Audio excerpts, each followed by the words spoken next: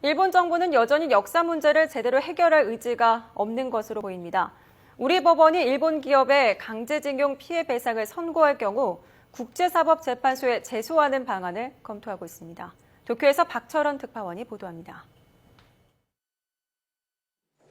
한국 법원이 강제징용 한국인 근로자들에게 잇따라 배상을 명령한 문제와 관련해 일본 정부는 이 사안을 국제사법재판의 장으로 가져갈 것으로 보입니다.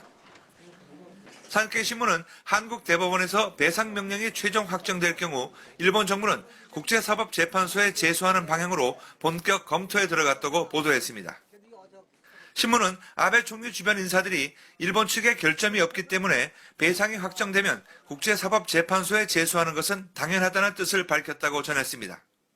물론 한국 측의 동의가 없으면 재판은 열리지 않습니다.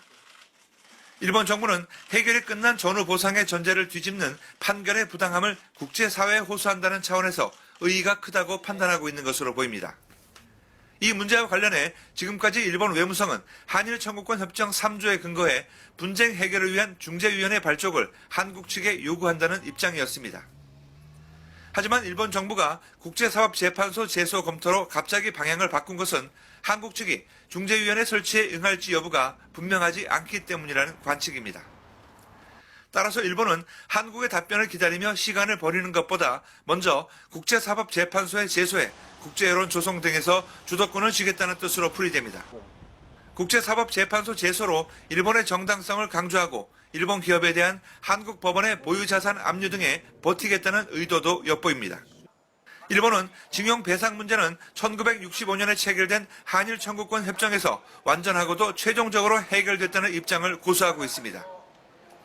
일본 정부는 국제사법재판소 제소에서 일본 기업들을 전면 지원하기로 하고 기업 측에도 일치된 대응을 요구할 것으로 전망됩니다. 도쿄에서 YTN 박철원입니다.